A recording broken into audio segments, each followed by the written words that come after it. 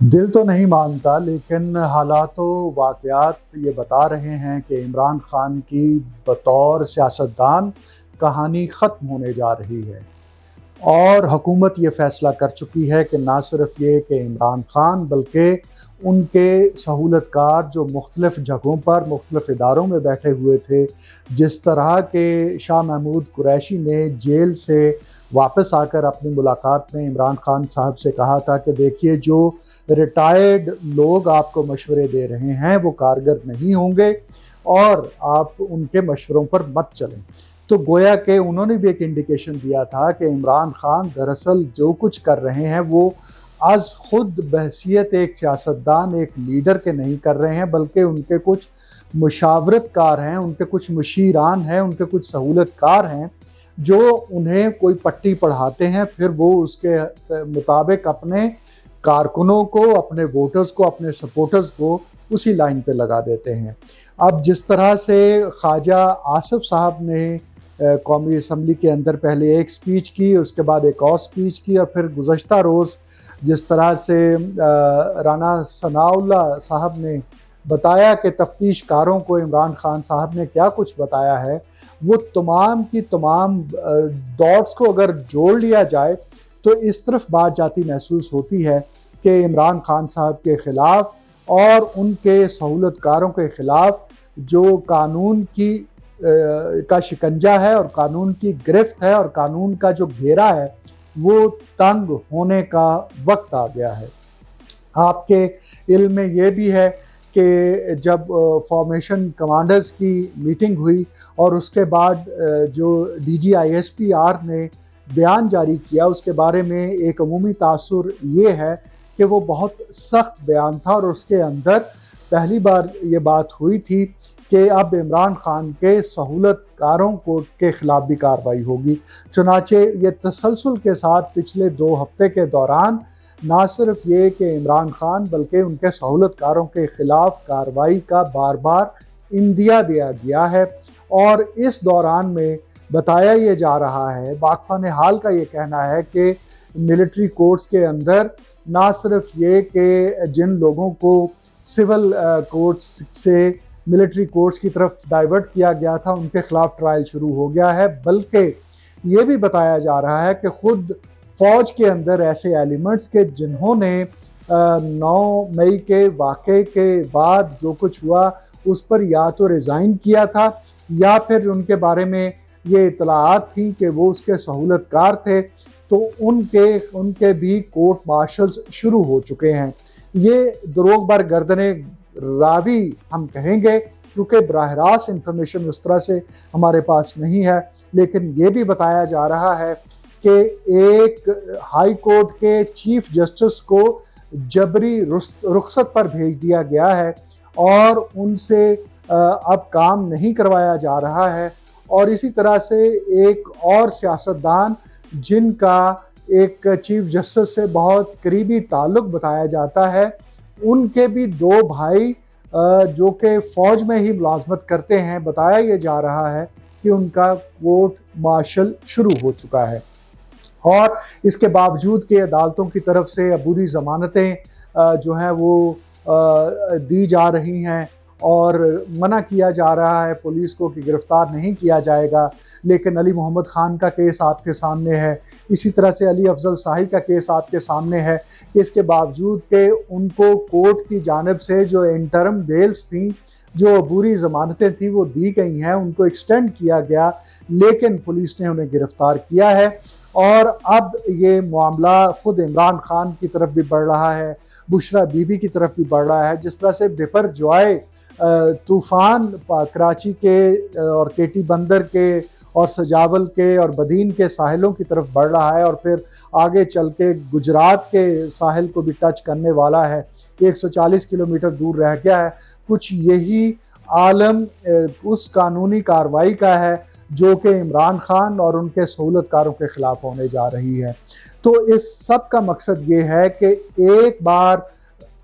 Public at large को ये message दिया जाए कि 9 मई को जो कुछ हुआ था वो किसी सूरत काबिल कबूल नहीं है। कुछ लोग इस सूरत हाल को मिनी मार्शल लॉ से ताबीर कर रहे हैं। उनका ये मानना है कि जिस तरह से मिलिट्री कोर्ट्स की इस्टेब्लिशमेंट सामने आई है, जिस तरह से पार्लियामेंट जो है वो फौजी कार्रवाइयों के ख़िलाफ़ मुत्तहिद होकर खड़ी हो गई है, तो गोया के इस वक्त मुल्क के अंदर मिनी मार्शल लॉ लग चुका है। लेकिन इसके साथ साथ दूसरी जानब यही हल्के ये बात भी करते नज़र आते हैं कि जो आर्मी चीफ हैं वो उस तरह से अब टेलीविज़न स्क्रीन पर एक्सपोज नहीं हो रहे हैं, बार बार नहीं आ रहे हैं, उनकी मुलाकातें वज़ीर आज़म से, बाकी लोगों से उस तरह से रिले नहीं की जा रही, उस तरह से टेलीविज़न चैनलों पर नहीं दिखाई जा रही, जिस तरह से साबिक आर्मी चीफ और इमरान खान यानी कमर जावेद बाजवा और DGISI उस वक्त के फैज़ हमीद, जनरल फैज़ हमीद और उस वक्त के वज़ीर आज़म इमरान खान की मुलाकातें दिखाई जाती थी। तो गोया के अगर एक तरफ ये कहा जाता है कि मिनी मार्शल लॉ लग चुका है, तो दूसरी तरफ ये एतराफ़ भी किया जाता है कि नहीं, आर्मी जो है या आर्मी चीफ जो हैं वो उस तरह से सियासी तौर पर मुतहर्रिक नज़र नहीं आ रहे हैं, और अगर हैं भी तो पसे पर्दा हैं, उस तरह से पेश मंज़र पर नहीं है बल्कि पस मंज़र में है, जिस तरह से पेश मंज़र पर जनरल कमर जावेद बाजवा थे और जनरल फैज़ हमीद थे। तो गोया के फ़ौज अपनी इस कमिटमेंट पर कायम है और अपनी इस बात पर कायम है कि वो अब न्यूट्रल है और वो किसी भी सूरत सियासत में मुदाखलत नहीं करना चाहती। और अब ये जो मिलिट्री कोर्ट्स की बात सामने आई है, तो वो दरअसल 9 मई के सानहे के बाद की सूरत हाल है, जिसमें सिर्फ लाहौर में नहीं बल्कि फैसलाबाद, सियालकोट, सरगोदा समेत उधर खैबर पख्तूनख्वा में भी, पेशावर और सवाबी समेत 5-6 जगहों पर टारगेटेड अटैक्स किए गए। और इस दौरान में जितनी भी सिविलियन इमारतें आईं या सिविलियन इंस्टॉलेशंस आईं, उनको कुछ नहीं कहा गया और ऐसा लगता है कि एक प्री प्लान्ड तरीके से वो हमला या हमले किए गए थे, जिनके खिलाफ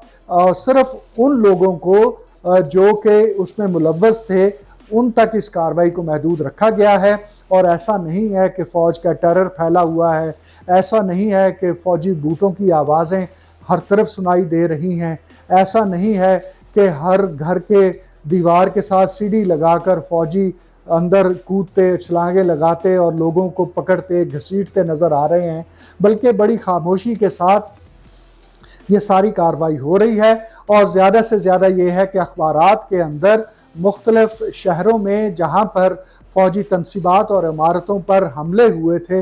उनकी तस्वीर नादरा के ज़रिए उनको लेकर दिया जा रहा है। इस असना में ये भी हमने देखा है कि नादरा के चीफ तारिक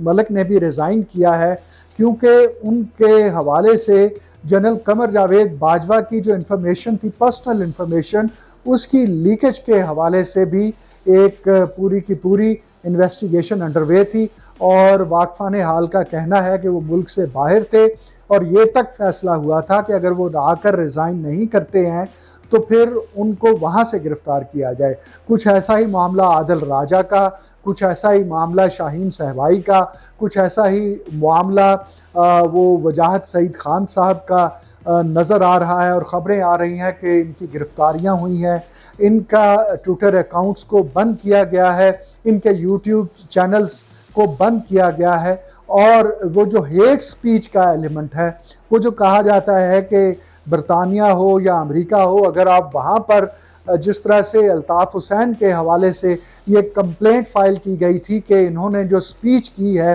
वो हेट स्पीच के ज़मरे में आती है, इसी तरह से आदिल राजा हों, वजाहत सईद हों, शाहीन सहबाई हों या और इस किस्म के दीगर लोग हों, उनके हवाले से बाकायदा कंप्लेंट्स फ़ाइल की गई हैं। और ये बताया गया है कि इन्होंने पाकिस्तान के ख़िलाफ़, पाकिस्तानी इदारों के ख़िलाफ़ जो स्पीचेस की हैं वो हेट स्पीचेस के ज़मरे में आती हैं, इसलिए इन पर ना सिर्फ पाबंदी लगाई जाए बल्कि आदिल राजा के हवाले से तो कुछ अनकन्फर्म्ड रिपोर्ट्स ये भी हैं कि उन्हें गिरफ़्तार भी किया गया है। तो गोया के ना सिर्फ ये कि अंदरूने मुल्क जो सहूलतकार थे इमरान खान के या पाकिस्तान तहरीक इंसाफ के उनके खिलाफ कार्रवाइयाँ तेज़ की गई हैं, बल्कि पाकिस्तान से बाहर भी ऐसे अनासर और ऐसे एलिमेंट्स और ऐसे वीलॉगर्स और ऐसे यूट्यूबर्स जो एक मखसूस प्रोपेगेंडा कर रहे थे, जो पाक फ़ौज की आला क़यादत का नाम लेकर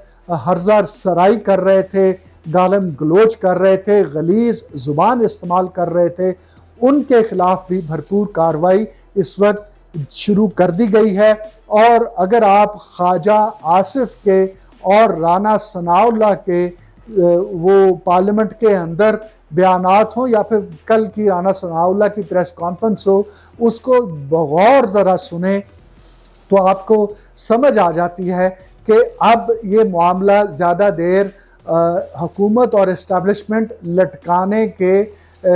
लिए तैयार नहीं है और इसमें लटकाना नहीं चाहती है, और जल्द ही इसके हवाले से कुछ बड़ी धमाका खेज़ ख़बरें सुनने को मिल सकती हैं। तो गोया कि